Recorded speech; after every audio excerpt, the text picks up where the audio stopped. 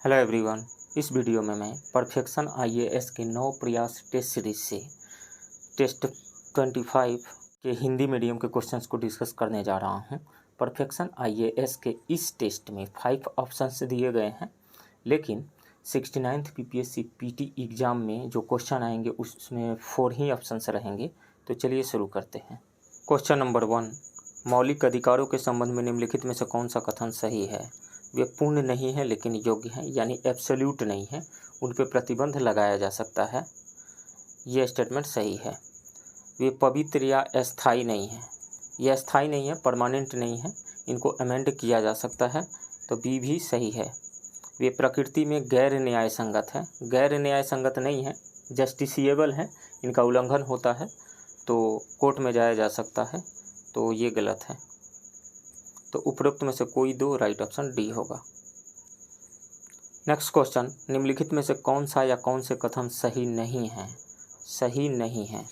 संसद के निर्वाचित और नामांकित सदस्य राष्ट्रपति और उपराष्ट्रपति चुनाव के लिए निर्वाचक मंडल का हिस्सा होते हैं।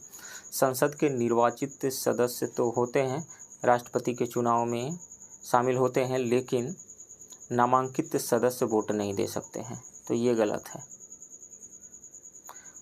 राज्य विधानसभाओं के सदस्य भारत के उपराष्ट्रपति के चुनाव में भाग नहीं लेते हैं, ये सही है। विघटित राज्य विधानसभा के सदस्य राष्ट्रपति चुनाव में मतदान करने योग्य नहीं रह जाते हैं, ये भी सही है। तो इसमें से गलत है ए, राइट ऑप्शन ए होगा। नेक्स्ट, प्रवर्तन निदेशालय यानी ईडी किस मंत्रालय के अंतर्गत आता है? तो यह वित्त मंत्रालय के अंतर्गत आता है, राइट ऑप्शन ए होगा। नेक्स्ट क्वेश्चन, निम्नलिखित में से कौन संवैधानिक निकाय है? राष्ट्रीय अनुसूचित जाति आयोग एक संवैधानिक निकाय है, यानी कॉन्स्टिट्यूशनल बॉडी है। राष्ट्रीय अनुसूचित जनजाति आयोग, ये भी एक कॉन्स्टिट्यूशनल बॉडी है। राष्ट्रीय अल्पसंख्यक आयोग, ये कॉन्स्टिट्यूशनल बॉडी नहीं है, इसका गठन किया गया था national commission for minorities act 1992 के माध्यम से, तो ये कॉन्स्टिट्यूशनल बॉडी नहीं है, स्टैट्यूटरी बॉडी है, तो 3 नहीं होगा। नीचे दिए गए कोड का उपयोग करके सही उत्तर चुनें, तो केवल 1 और 2 राइट ऑप्शन ए होगा। भारतीय संसद के संबंध में निम्नलिखित कथनों पर विचार करें। उपाध्यक्ष अध्यक्ष का अधीनस्थ होता है, नहीं, उपाध्यक्ष अध्यक्ष का अधीनस्थ नहीं होता है, ये सीधे सदन के प्रति उत्तरदायी होता है, तो ये गलत है। स्पीकर और राज्यसभा का सभापति दोनों सदन के सदस्य होते हैं, राज्यसभा का सभापति सदन का सदस्य नहीं होता, तो ये गलत है। अध्यक्ष के पास एक विशेषाधिकार है कि जब भी उन्हें किसी संसदीय समिति के सदस्य के रूप में नियुक्त किया जाता है तो वे स्वतः ही इसके अध्यक्ष बन जाते हैं, ये सही है। तीसरा स्टेटमेंट सही है। तो उपरोक्त निम्नलिखित में से कौन सा या कौन से कथन गलत है? तो 2 कथन गलत है, 1 और 2, तो केवल 1 और 2 राइट ऑप्शन ए होगा। नेक्स्ट क्वेश्चन, निम्नलिखित में से किसका भारत के संविधान में विशेष रूप से उल्लेख नहीं किया गया है? तो भारतीय संविधान में उल्लेख किया गया है कि सुप्रीम कोर्ट और हाई कोर्ट 5 तरीक़ा के रिट जारी कर सकते हैं। बंदी प्रत्यक्षीकरण यानी हेबियस कॉर्पस, परमादेश यानी मैंडेमस, उत्प्रेषण यानी सर्सियोररी, और अधिकार परीक्षा यानी को वारंटो, और प्रतिषेध यानी प्रोहिबिशन। इसके अलावा ये 5 तो रिट हाई कोर्ट और सुप्रीम कोर्ट दोनों ही जारी करते हैं। इसके अलावा हाई कोर्ट जो है एक और रिट जारी करता है, इंजंक्शन यानी इंटरिम रिलीफ के लिए।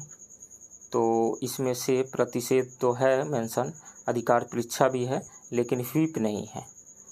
व्हिप एक लिखित आदेश होता है जो राजनीतिक दल अपने सदस्यों को किसी महत्वपूर्ण मतदान के लिए उपस्थित रहने के लिए जारी करते हैं, या कि वे केवल एक विशेष तरीक़ा से मतदान करते हैं। यह शब्द पार्टी लाइन का पालन करने के लिए सांसदों को व्हिप इन की पुरानी ब्रिटिश प्रथा से लिया गया है, तो ये संविधान में मेंशन नहीं है, राइट ऑप्शन बी होगा।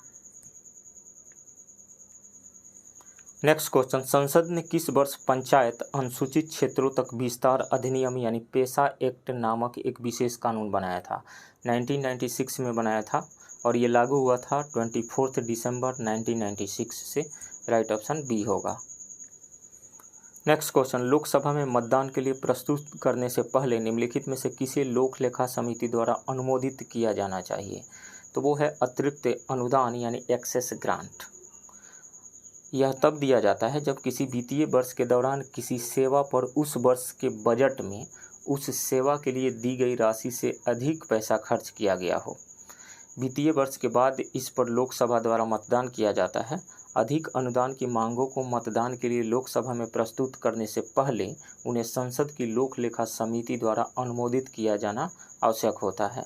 तो इसमें से राइट ऑप्शन ए हो जाएगा, अतिरिक्त अनुदान एक्सेस ग्रांट।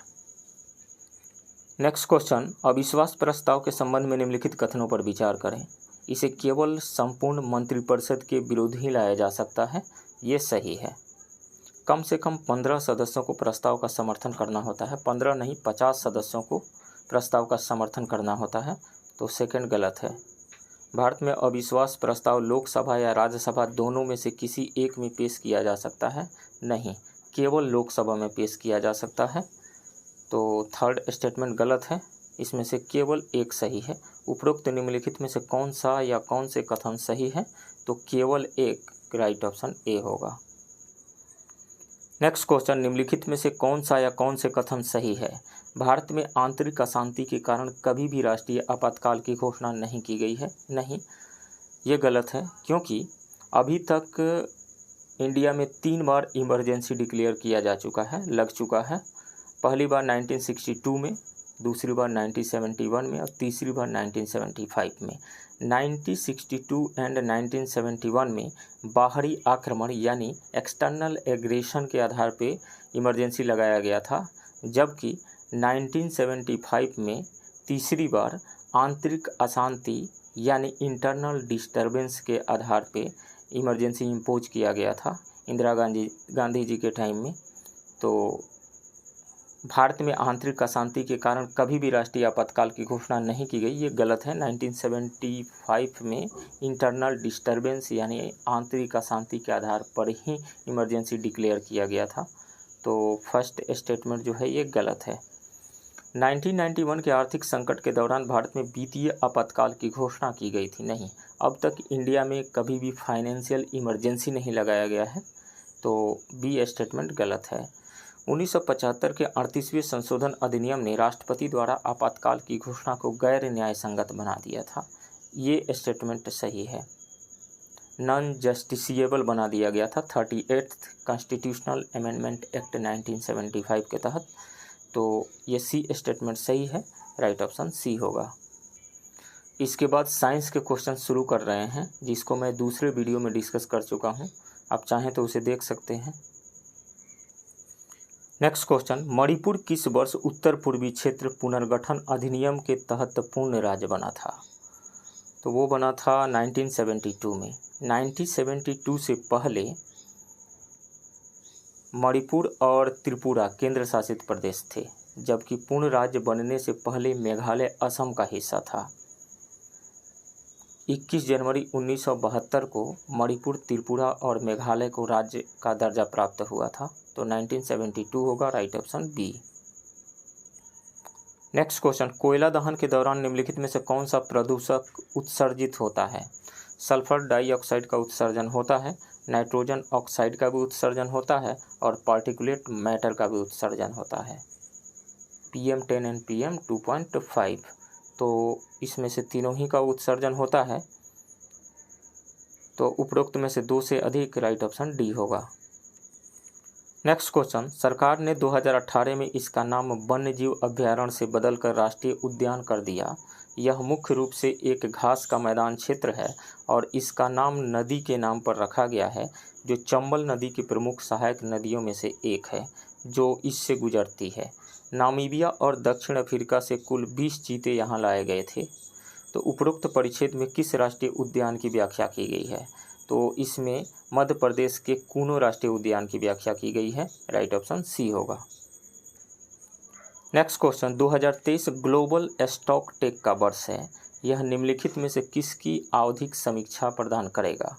तो ग्लोबल स्टॉक टेक अनिवार्य रूप से वैश्विक जलवायु कर्जवाई की एक आवधिक समीक्षा है, जिसका उद्देश्य यह आकलन करना है कि क्या मौजूदा प्रयास हमें पेरिस समझौते से निर्धारित उद्देश्यों तक पहुंचने में सक्षम बनाएंगे।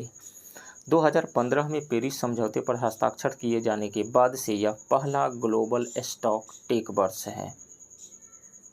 तो इसमें से हो जाएगा जलवायु कार्यवाही, right option C. Next question, Bharat के कितने राज्यों की सीमाएं पाकिस्तान से लगती है? तो 3 राज्य हैं, पंजाब, राजस्थान और गुजरात। इसके अलावा 2 केंद्र शासित प्रदेश लद्दाख और जम्मू कश्मीर की सीमाएं भी पाकिस्तान से लगती हैं। तो बी हो जाएगा 3। नेक्स्ट क्वेश्चन, निम्नलिखित उच्चावच विशेषताओं पर विचार करें। महादेव श्रेणी, मैकाल श्रेणी, छोटा नागपुर पठार और खासी पहाड़ियाँ। तो उपरोक्त उच्चावच विशेषताओं को पूर्व से पश्चिम की ओर सही अनुक्रम क्या है? तो सबसे पूर्व में है गारो, खासी और जयंतिया की पहाड़ियाँ। तो सबसे पहले इसमें आएगा 4। तो 4 जो ही आएगा, बी ऑप्शन सही हो रहा है, राइट ऑप्शन बी होगा। सबसे पूर्व में है खासी पहाड़ियाँ, उससे पश्चिम में छोटा नागपुर का पठार, उससे पश्चिम मैकाल की श्रेणी है और सबसे पश्चिम में महादेव श्रेणी है। तो राइट ऑप्शन बी हो जाएगा 4, 3, 2, 1। नेक्स्ट क्वेश्चन, उज्जैन मध्य प्रदेश का प्रसिद्ध महाकालेश्वर ज्योतिर्लिंग मंदिर किस नदी पर स्थित है? तो ये शिप्रा नदी के तट पे स्थित है, शिप्रा, राइट ऑप्शन ए होगा। नेक्स्ट क्वेश्चन, निम्नलिखित कथनों पर विचार करें। यह देश के कुल क्षेत्रफल का लगभग 40% भाग कवर करता है। इसमें आमतौर पर पोटास की मात्रा अधिक होती है लेकिन फास्फोरस की मात्रा कम होती है। किस प्रकार की मिट्टी में उपर्युक्त विशेषताएं हैं? तो ये विशेषताएं हैं जलोढ़ मिट्टी की, राइट ऑप्शन सी होगा। नेक्स्ट क्वेश्चन, गर्म और आर्द्र भूमध्यरेखीय जलवायु के संबंध में निम्नलिखित में से कौन सा कथन सही नहीं है? तो पूरे वर्ष तापमान में काफ़ी एकरूपता रहती है और सर्दी का मौसम नहीं होता है, ये सही है। अधिक वर्षा के कारण क्षेत्र की मिट्टी अत्यधिक उपजाऊ है, नहीं, अत्यधिक उपजाऊ नहीं है, कम उपजाऊ होती है। अत्यधिक गर्मी और उच्च आर्द्रता के कारण मनुष्य की सक्रिय कार्य करने की क्षमता कम हो जाती है, ये सी स्टेटमेंट सही है। भूमध्यरेखीय गर्म और आर्द्र जलवायु भूमध्य रेखा के 5 डिग्री और 10 डिग्री उत्तर और दक्षिण के बीच पाई जाती है। इसका सर्वाधिक विस्तार अमेजन और तराई क्षेत्रों कांगो में है। मलेशिया और ईस्ट इंडीज में भी ये पाया जाता है। तो इसमें से बी गलत है, राइट ऑप्शन बी होगा। नेक्स्ट क्वेश्चन, टुवर्ड्स स्ट्रगल नामक पुस्तक किसने लिखी? तो टुवर्ड्स स्ट्रगल नामक पुस्तक लिखा गया था जयप्रकाश नारायण के द्वारा, राइट ऑप्शन बी होगा। संयुक्त राष्ट्र महासभा ने किस सम्मेलन, प्रोटोकॉल या समझौते में 5 जून को विश्व पर्यावरण दिवस के रूप में नामित किया? तो वो था स्टॉकहोम सम्मेलन, 1972 का स्टॉकहोम सम्मेलन, राइट ऑप्शन ए होगा। नेक्स्ट क्वेश्चन, 10% नियम का संबंध है भोजन के रूप में ऊर्जा का एक पोषी स्तर से दूसरे पोषी स्तर तक स्थानांतरण, एक ट्रॉपिक लेवल से दूसरे ट्रॉपिक लेवल पर इसका ट्रांसफर, राइट ऑप्शन ए होगा। Next question, red data book में डेटा शामिल है, विदेशी प्रजातियों का नहीं, संकटग्रस्त प्रजातियों का डाटा शामिल है उसमें, राइट ऑप्शन बी होगा। नेक्स्ट क्वेश्चन, हाल ही में समाचारों में देखी गई मियावाकी पद्धति निम्नलिखित में से किससे संबंधित है? तो मियावाकी पद्धति जो है बहुत ही स्मॉल एरिया में डेंस अर्बन फॉरेस्ट क्रिएट करने का एक जापानी मेथड है। तो पेड़ लगाना, राइट ऑप्शन सी होगा। नेक्स्ट क्वेश्चन, तेंदू, पलास, अमलतास, बेल, खैर, एक्सलवुड भारत में निम्नलिखित में से किस प्रकार के वनों में पाए जाने की सबसे अधिक संभावना है? तो उष्ण कटिबंधीय शुष्क पर्णपाती वन यानी ड्राई डेसिडुअस फॉरेस्ट में इन सब वृक्षों की पाए जाने की अधिक संभावना है, राइट ऑप्शन सी होगा। नेक्स्ट क्वेश्चन, वित्तीय वर्ष 2021-22 की तुलना में 2022-23 में प्रत्यक्ष विदेशी निवेश में 19% की वृद्धि देखी गई, नहीं, 20% की कमी आई, ये भी नहीं सही है, 22% की कमी देखी गई है, राइट ऑप्शन सी होगा। नेक्स्ट क्वेश्चन, निम्नलिखित में से कौन सा कार्यालय या संस्थान भारत में राष्ट्रीय आय के आंकड़े जारी करता है? तो वो है एनएसओ, राइट ऑप्शन सी होगा। एनएसओ बनाया गया था केंद्रीय सांख्यिकी कार्यालय यानी सीएसओ और राष्ट्रीय नमूना सर्वेक्षण कार्यालय national sample survey organisation NSSO, यानी CSO और NSSO दोनों को मिला करके 2019 में NSO बनाया गया था और यही राष्ट्रीय आय के आंकड़े जारी करता है। राइट ऑप्शन सी होगा। नेक्स्ट क्वेश्चन, निम्नलिखित में से कौन भारत में सतत विकास लक्ष्यों यानी सस्टेनेबल डेवलपमेंट गोल्स के कार्यान्वयन के लिए एक नोडल संस्थान है? तो वह है NITI Aayog. Right option C. Next question, जनगणना 2011 के अनुसार राष्ट्रीय और बिहार के लिंगानुपात के बीच अंतर है। तो राष्ट्रीय लिंगानुपात है 943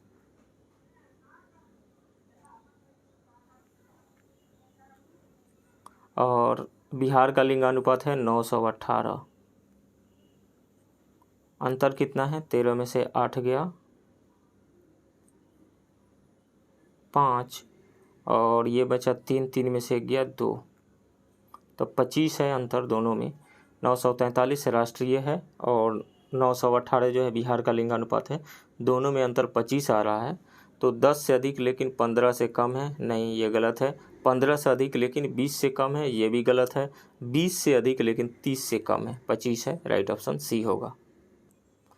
नेक्स्ट क्वेश्चन, राष्ट्रीय प्रतिस्पर्धा आयोग CCI के संदर्भ में निम्नलिखित कथनों पर विचार करें। इसकी स्थापना प्रतिस्पर्धा अधिनियम 2002 के तहत प्रतिस्पर्धा कानून को लागू करने के लिए की गई है। ये सही है। यह एक अर्ध न्यायिक निकाय है, बिल्कुल ये भी सही है। यह कॉरपोरेट मामलों के मंत्रालय के अंतर्गत आता है, ये भी सही है। तो तीनों ही स्टेटमेंट सही है। ऊपर दिए गए कथनों में से कौन सा सही है? तो 1, 2 और 3 तीनों ही स्टेटमेंट सही है, जो किसी भी ऑप्शन में नहीं दिया गया है। तो उपरोक्त में से 2 से अधिक, राइट ऑप्शन डी होगा। नेक्स्ट क्वेश्चन, लाफर वक्र किसके बीच संबंध है? तो यह कर, राजस्व और कर के दर के बीच का संबंध है। राइट ऑप्शन सी होगा। नेक्स्ट क्वेश्चन, 2011 की जनगणना के अनुसार निम्नलिखित में से कौन सा भारत का सबसे कम आबादी वाला राज्य है? तो इसमें से झारखंड की बात की जाए तो झारखंड की आबादी 2011 के जनगणना के अनुसार 3,29,88,134 है, जबकि असम की आबादी 3,12,05,576 और हिमाचल प्रदेश की आबादी 68,64,602 है। तो इसमें से सबसे कम आबादी वाला जो है वो है Himachal Pradesh. Right option C होगा। नेक्स्ट क्वेश्चन, इनमें से कौन सा या कौन से कथन सही है?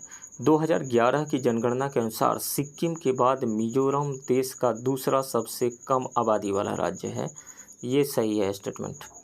नागा लोग मणिपुर राज्य की लगभग 53% आबादी का प्रतिनिधित्व करते हैं। 53% आबादी का प्रतिनिधित्व नागा लोग नहीं करते हैं, मैतेई कम्युनिटी के लोग करते हैं 53% आबादी का प्रतिनिधित्व।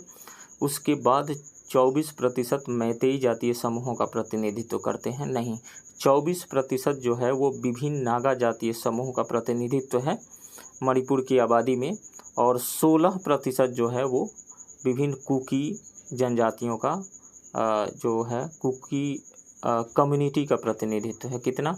16%। तो 53% हो गया मैतेई और 24% नागा कम्युनिटी और 16% के आसपास में जो है वो विभिन्न कुकी जनजातियों का प्रतिनिधित्व है। तो ये स्टेटमेंट गलत है। मणिपुर की सीमाएं श्रीलंका के साथ लगती है, बिल्कुल गलत है। तो इसमें से ए ऑप्शन सही है। नेक्स्ट क्वेश्चन, UIDF का पूर्ण रूप क्या है जिसे केंद्रीय बजट 2023-24 के अनुसार स्थापित किया गया था? तो UIDF का मतलब होता है urban infrastructure development fund. Urban infrastructure development fund यानी शहरी बुनियादी ढांचा विकास निधि, और इसके लिए 10,000 करोड़ पर एनम का फंड अलॉट किया गया था। तो राइट ऑप्शन ए होगा। नेक्स्ट क्वेश्चन, केंद्रीय बजट 2023-24 के अनुसार निम्नलिखित कथनों पर विचार करें। राजस्व घाटा अनुमान 2023-24 में सकल घरेलू उत्पाद का 2.9%, जबकि राजस्व घाटा 2022-23 में सकल घरेलू उत्पाद का 4.1% होने का अनुमान है। ये सही है। सकल कर राजस्व यानी GTR 2022-23 की तुलना में 2023-24 में 10.4% बढ़ने का अनुमान है। ये भी सही है। प्रत्यक्ष और अप्रत्यक्ष कर प्राप्तियां दोनों क्रमशः 6.5% और 6.4% बढ़ने का अनुमान है। ये गलत है। कितना बढ़ने का अनुमान है? प्रत्यक्ष और अप्रत्यक्ष कर प्राप्तियां दोनों क्रमशः 10.5% और 10.4% बढ़ने का अनुमान है। 6.5% नहीं, 10.5% और 6.4 नहीं, 10.4%। तो थर्ड स्टेटमेंट गलत है। उपरोक्त में से कौन से कथन सही है? तो केवल 1 और 2 सही है। राइट ऑप्शन सी होगा। नेक्स्ट क्वेश्चन, नालंदा के पतन के लगभग 6 शताब्दियों के बाद इस स्थल की पहली बार खोज और रिपोर्ट किसके द्वारा की गई थी? तो नालंदा के पतन के लगभग 6 शताब्दियों के बाद इस स्थल की खोज और रिपोर्ट सबसे पहले सर फ्रांसिस बुकानन ने की थी 1915 से 1937 तक, और फिर 1974 से 1982 तक भारतीय पुरातत्व सर्वेक्षण द्वारा इस स्थल की व्यवस्थित रूप से खुदाई और समेकन किया गया था। तो राइट ऑप्शन ए हो जाएगा, फ्रांसिस बुकानन। नेक्स्ट क्वेश्चन, निम्नलिखित में से कौन सा राजा महावीर और बुद्ध दोनों के समकालीन था? तो वो था बिंबिसार, हर्यक वंश का बिंबिसार। राइट ऑप्शन ए होगा। नेक्स्ट क्वेश्चन, निम्नलिखित में से किस शासक ने पहली बार पाटलिपुत्र को मगध की राजधानी बनाया था? तो पाटलिपुत्र को मगध की राजधानी सबसे पहले उदयन ने बनाया था। राइट ऑप्शन सी होगा। द्वितीय बौद्ध संगीति किसके शासनकाल के दौरान की गई थी? कालाशोक के शासनकाल के दौरान बुद्ध की मृत्यु के 100 साल बाद 383 ईसा पूर्व में आयोजित की गई थी वैशाली में, और उसकी अध्यक्षता किया गया था सबा कामी के द्वारा। तो इसमें से राइट ऑप्शन बी होगा, कालाशोक। नेक्स्ट क्वेश्चन, अशोक का धम्म था। तो अशोक का धम्म एक नैतिक संहिता था। राइट ऑप्शन ए होगा। अशोक के धम्म का मूल सिद्धांत था लोगों को एक दूसरे के साथ शांति और सद्भाव में रहने में सक्षम होना चाहिए, अहिंसा और सभी जीवित प्राणियों को चोट न पहुंचाना, लोगों को अन्य धार्मिक आस्थाओं के साथ सम्मान और सहनशीलता का व्यवहार करना चाहिए। तो इस तरीक़ा से देखें हम तो अशोक का धम्म एक नैतिक संहिता था, नैतिक संहिता है। तो राइट ऑप्शन ए होगा।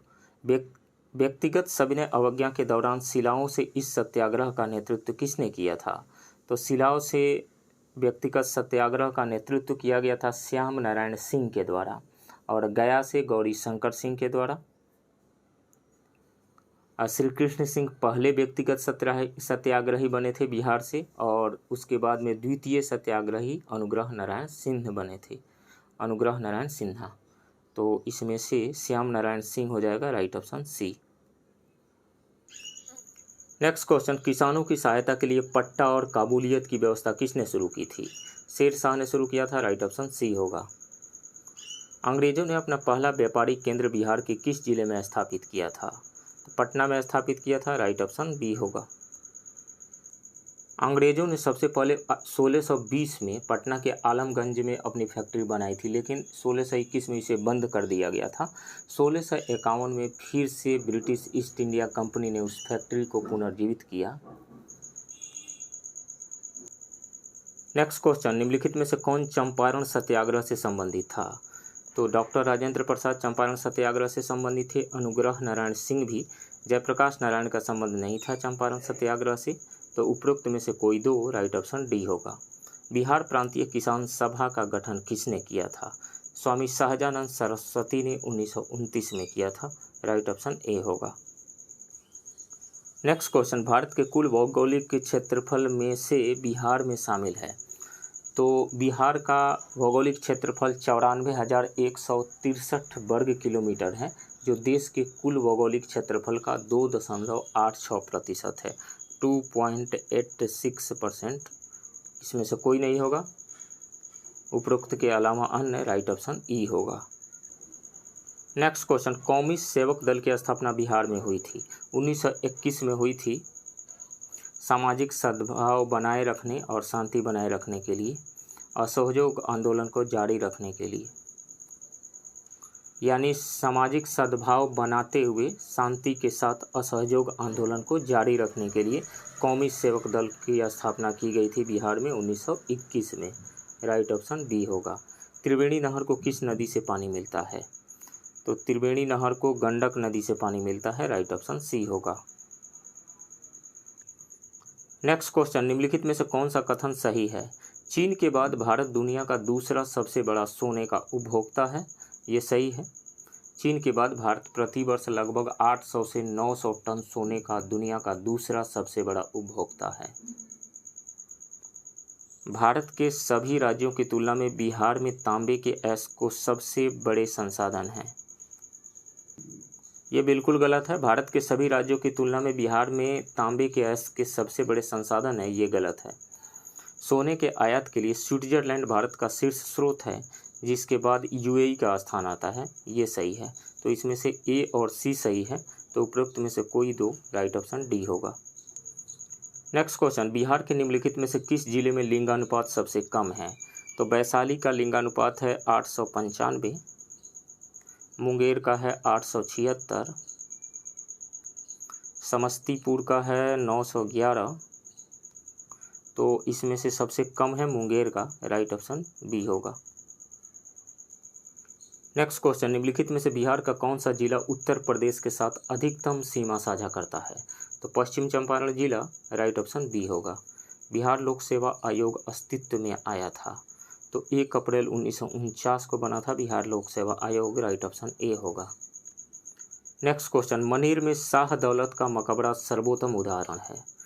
तो यह है मुगल शैली का सर्वोत्तम उदाहरण है। राइट ऑप्शन ए होगा। बौद्ध धर्म की किस शाखा ने गौतम बुद्ध की मूल शिक्षाओं को अपनाया? तो वो है हीनयान। राइट ऑप्शन बी होगा। महायानों ने बुद्ध को भगवान का अवतार मानकर मूर्ति पूजा का प्रचलन शुरू किया था, महायान। और वज्रयान जो है, वज्रयान संप्रदाय की उत्पत्ति तंत्र मंत्र के कारण हुई, तंत्र मंत्र। और इन्हीं सब कुरीतियों की वजह से बौद्ध धर्म पतन की ओर अग्रसर हुआ, तो इसमें से राइट ऑप्शन बी होगा, Hinayana. Next question, Congress socialist party की स्थापना 1934 में किसके द्वारा हुई थी? तो उसका गठन किया गया था आचार्य नरेंद्र देव और जयप्रकाश नारायण के द्वारा। आचार्य नरेंद्र देव अध्यक्ष बने थे और जयप्रकाश नारायण उसके महासचिव बने थे, तो दोनों ही हो जाएगा, जयप्रकाश नारायण एवं आचार्य नरेंद्र देव। उपयुक्त में से कोई दो राइट ऑप्शन डी होगा। नेक्स्ट क्वेश्चन, मौर्य काल की प्रसिद्ध मूर्तियां यक्ष और यक्षिणी किस धर्म से संबंधित पूजा की वस्तुएं थीं? तो ये तीनों ही धर्म से, जैन धर्म, हिंदू धर्म और बौद्ध धर्म, तीनों ही से। तो जैन, हिंदू और बौद्ध, उपरोक्त में से 2 से अधिक राइट ऑप्शन डी होगा। नेक्स्ट क्वेश्चन, निम्नलिखित में से कौन सा या कौन से कथन सही है? हड़प्पा संस्कृति को ग्रिड प्रणाली की तर्ज पर नगर नियोजन प्रणाली द्वारा प्रतिष्ठित किया गया था। ये सही है। ऋग्वेद सभी वेदों में नवीनतम है और इसमें 1028 सूक्त हैं। ये बिल्कुल गलत है। ऋग्वेद सभी वेदों में प्राचीन है, तो बी स्टेटमेंट गलत है।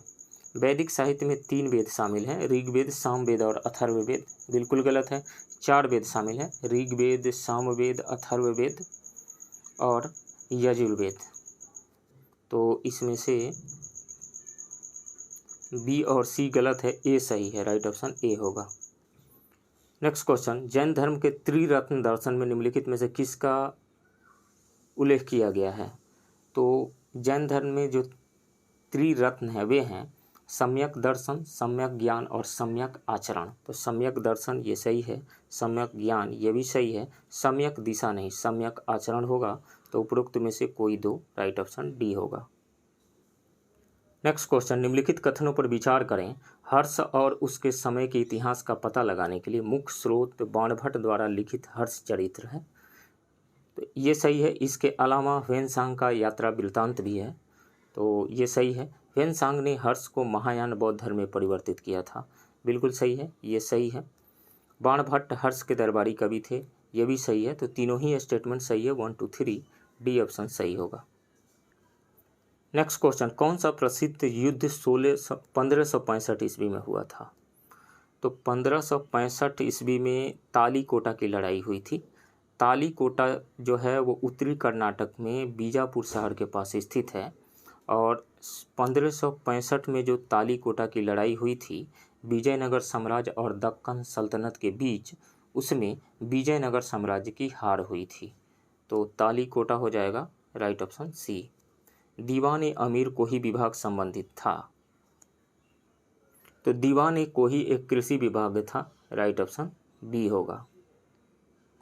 और दीवान ए मुस्तखराज जो था वो राजस्व विभाग था। और दीवान ए खैरात ये था दान विभाग था, धर्मार्थ दान विभाग।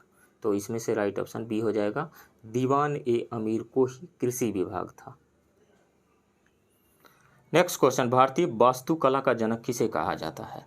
तो बालकृष्ण विट्ठललाल जोशी को भारतीय वास्तुकला का जनक कहा जाता है, राइट ऑप्शन सी होगा। नेक्स्ट क्वेश्चन, बक्सर का युद्ध किस नदी के तट पर लड़ा गया था? गंगा नदी के तट पर लड़ा गया था 22 अक्टूबर 1764 को, राइट ऑप्शन सी होगा। द्वितीय आंग्ल मैसूर युद्ध किस संधि से समाप्त हुआ था? तो वो मैंगलोर की संधि से समाप्त हुआ था, संपन्न हुआ था। दूसरा एंग्लो मैसूर युद्ध 11 मार्च 1784 को ब्रिटिश ईस्ट इंडिया कंपनी और टीपू सुल्तान के बीच मैंगलोर की संधि पर हस्ताक्षर के साथ समाप्त हुआ था, जिसमें दोनों पक्ष दूसरों की भूमि को यथास्थिति बहाल करने पर सहमत हुए थे। यह संधि भारत के इतिहास में एक महत्वपूर्ण दस्तावेज है, क्योंकि यह आखिरी अवसर था जब किसी भारतीय शक्ति ने कंपनी के लिए शर्तें तय की थी। तो इसमें से राइट ऑप्शन ए होगा, मैंगलोर की संधि। नेक्स्ट क्वेश्चन, निम्नलिखित में से किस गवर्नर जनरल ने उत्कृष्ट निष्क्रियता की नीति शुरू की थी? जॉन लॉरेंस ने शुरू की थी 1864 से 1869 की अवधि में, राइट ऑप्शन ए होगा। नेक्स्ट क्वेश्चन, बहावी आंदोलन मूलतः एक इस्लामी पुनरुत्थानवादी आंदोलन था जिसकी स्थापना की गई थी सैयद अहमद द्वारा, राइट ऑप्शन ए होगा। नेक्स्ट क्वेश्चन, स्वदेशी आंदोलन प्रारंभ होने का तात्कालिक कारण क्या था? लॉर्ड कर्जन द्वारा किया गया बंगाल का विभाजन, राइट ऑप्शन ए होगा। नेक्स्ट क्वेश्चन, निम्नलिखित स्वतंत्रता सेनानियों में से किसे महात्मा गांधी ने देशभक्तों में राजकुमार कहा था? तो सुभाष चंद्र बोस को, राइट ऑप्शन ए होगा। 1904 में बॉम्बे में मूल संगठन नेशनल सोशल कॉन्फ्रेंस के तहत लेडीज सोशल कॉन्फ्रेंस भारत महिला परिषद की स्थापना किसने की थी? तो रामाबाई रानाडे ने की थी, राइट ऑप्शन ए होगा। नेक्स्ट क्वेश्चन, ब्रिटिश सरकार द्वारा स्थापित भारतीय वैधानिक आयोग साइमन कमीशन समूह था 7 सदस्यों वाला, राइट ऑप्शन सी होगा। नेक्स्ट क्वेश्चन, कांग्रेस के किस अधिवेशन में मुस्लिम लीग के दिल्ली प्रस्ताव स्वीकार किए गए थे? कांग्रेस के किस अधिवेशन में मुस्लिम लीग के दिल्ली प्रस्ताव स्वीकार किए गए थे? तो दिसंबर 1927 में मुस्लिम लीग सत्र में बड़ी संख्या में मुस्लिम नेताओं ने दिल्ली में मुलाकात की और संविधान की मसौदे में शामिल करने के लिए अपनी मांगों के लिए 4 प्रस्ताव पेश किए। ये प्रस्ताव, जिन्हें कांग्रेस के मद्रास सत्र द्वारा स्वीकार कर लिया गया था, को दिल्ली प्रस्ताव के रूप में जाना गया। तो इसमें से राइट ऑप्शन बी होगा, मद्रास 1927। प्राचीन भारतीय इतिहास के संदर्भ में मिलिंद पन्हो पुस्तक निम्नलिखित में से किसके द्वारा प्रसिद्ध है? किसके लिए प्रसिद्ध है? तो बौद्ध धर्म के बारे में मेनेंडर के प्रश्न से संबंधित है, राइट ऑप्शन ए होगा। इस पुस्तक में यानी मिलिंद पन्हो पुस्तक में इंडो ग्रीक शासक मिनांडर द्वारा बौद्ध धर्म से संबंधित बौद्ध भिक्षु और दार्शनिक नागसेन से पूछे गए प्रश्नों का संकलन इसमें है। नेक्स्ट क्वेश्चन, बिहार से प्रकाशित होने वाला पहला उर्दू समाचार पत्र था? तो वो था Nurul Anwar, right option A होगा। निम्नलिखित में से कौन सा या कौन से लॉर्ड कॉर्नवालिस द्वारा प्रस्तुत किया गया था? तो अस्थाई बंदोबस्त शुरू किया गया था लॉर्ड कॉर्नवालिस के द्वारा 1793 में, राइट ऑप्शन ए होगा। नेक्स्ट क्वेश्चन, उपरोक्त निम्नलिखित में से कौन सा या कौन से कथन सही है? प्रथम गोलमेज सम्मेलन में डॉक्टर अंबेडकर ने दलित वर्गों के लिए अलग निर्वाचन क्षेत्रों की मांग की, ये सही है। पूना पैक्ट में स्थानीय निकायों और नागरिक सेवाओं में दलित लोगों के प्रतिनिधित्व के लिए विशेष प्रावधान किए गए, ये भी सही है। कांग्रेस ने प्रथम गोलमेज सम्मेलन में भाग लेने से इनकार कर दिया था, ये भी सही है। तो तीनों ही स्टेटमेंट सही है, तो उपरोक्त में से 2 से अधिक, राइट ऑप्शन डी होगा। नेक्स्ट क्वेश्चन, नीचे दिए गए कोड से निम्नलिखित घटनाओं का सही कालानुक्रमिक क्रम चुनें। गांधी इरविन समझौता हुआ था 1931 में, क्रिप्स मिशन आया था 1942 में, और कैबिनेट मिशन जो है 1946 में, शिमला समझौता हुआ था 1945 में। तो इसमें से सही कालानुक्रम जो होगा, सबसे पहले हुआ गांधी इरविन समझौता 1931 में, सेकंड हो जाएगा क्रिप्स मिशन 1942 में, उसके बाद में 1945 में शिमला समझौता, सबसे लास्ट में आएगा कैबिनेट मिशन 1946 में। तो 1, 2, 4, 3 राइट ऑप्शन ए होगा। नेक्स्ट क्वेश्चन, ब्रिटिश शासन के दौरान भारत के निम्नलिखित वायसराय पर विचार करें। Lord Curzon, Lord Hardinge, Lord Reading, Lord Irwin. निम्नलिखित में से कौन सा उनके कार्यकाल का सही कालानुक्रमिक क्रम है? तो लॉर्ड कर्जन का कार्यकाल था 1899 से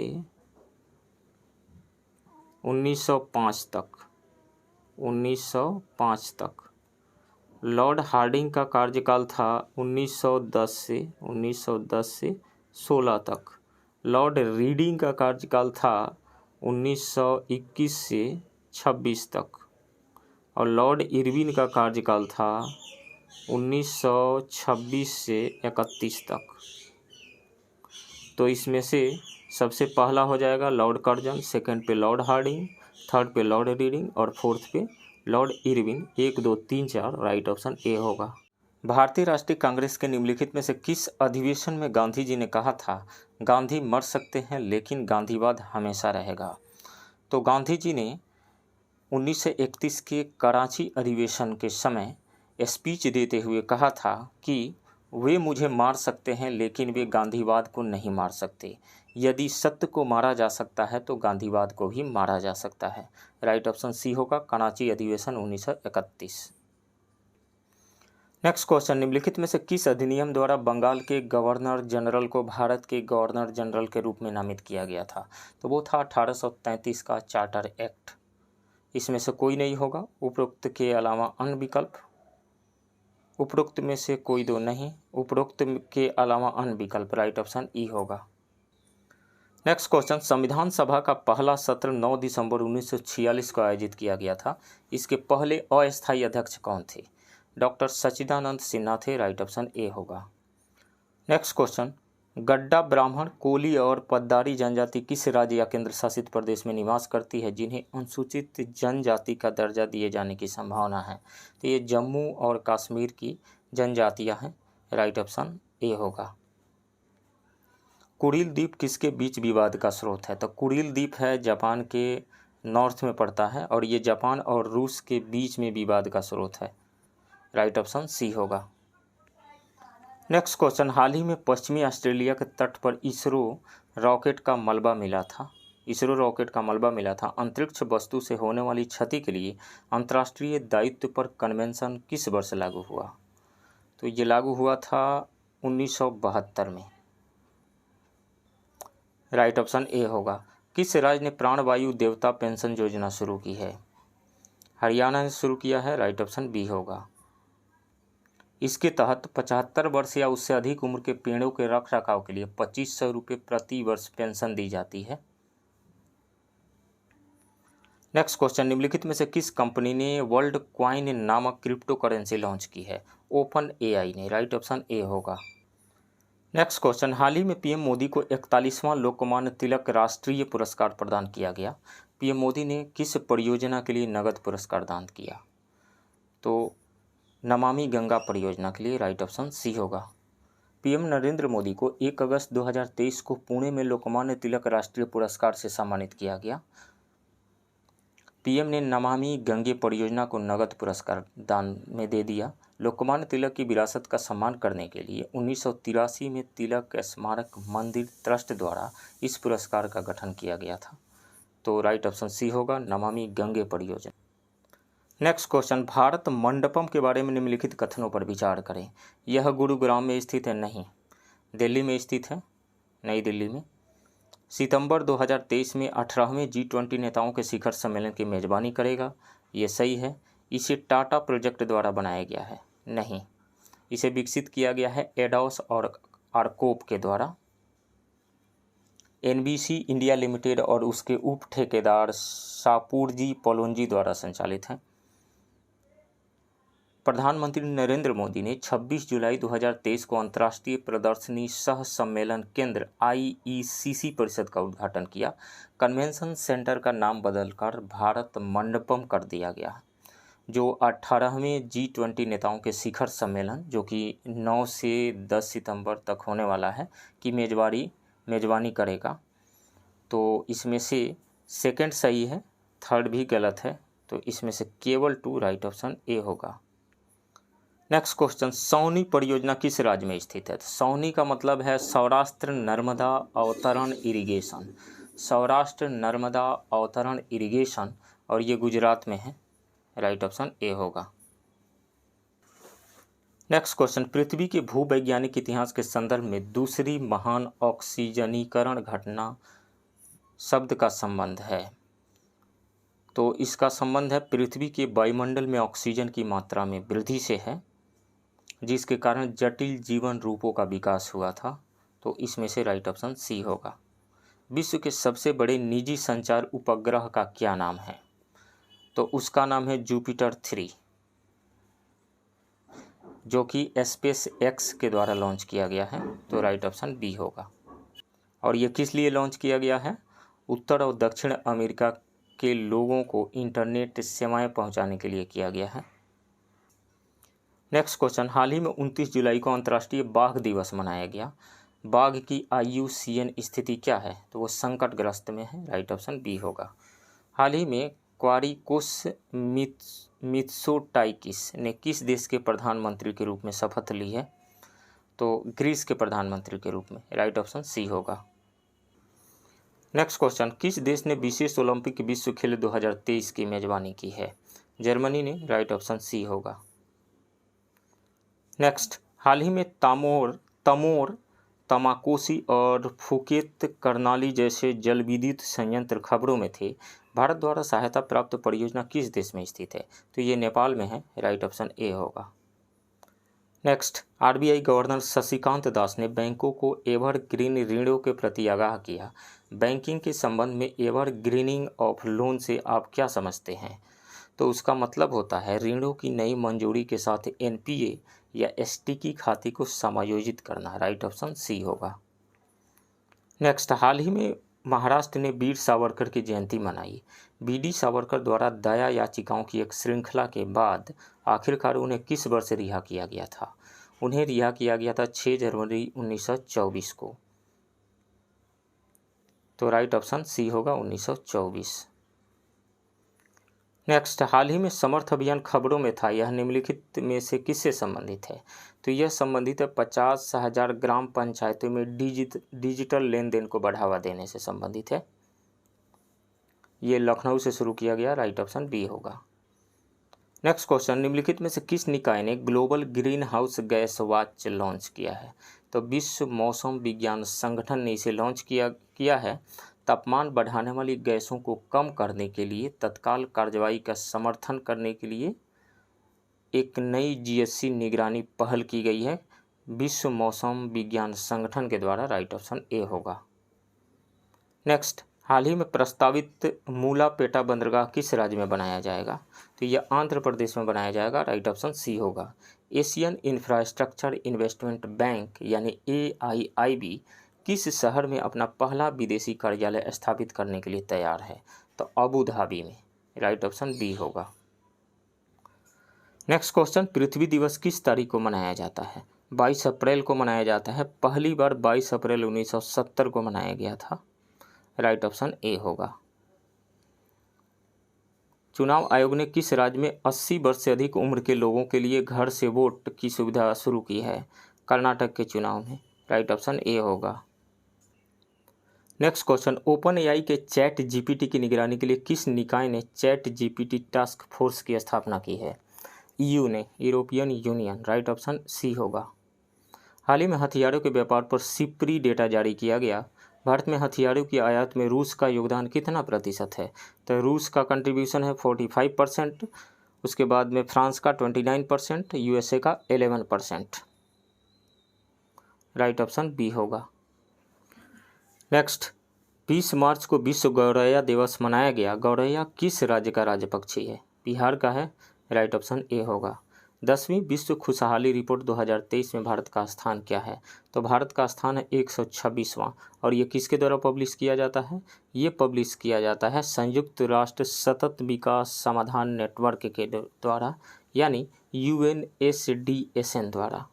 राइट ऑप्शन सी होगा, 126वां।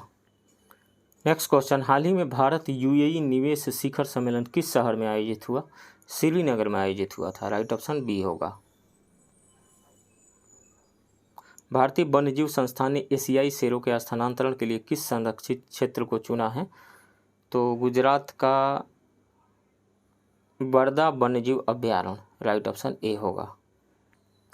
नेक्स्ट क्वेश्चन, उस देश की पहचान करें जहां पृथ्वी का सबसे दक्षिणी शहर स्थित है। तो चिली का प्यूर्टो विलियम्स दुनिया का सबसे दक्षिणी शहर है। राइट ऑप्शन ए होगा। निम्नलिखित में से किस देश को बोर्नियो द्वीप पर अधिकार है? तो बोर्नियो द्वीप पर 3 देशों का अधिकार है, इंडोनेशिया, मलेशिया और ब्रुनेई। और बोर्नियो द्वीप जो है दुनिया का तीसरा सबसे बड़ा द्वीप है।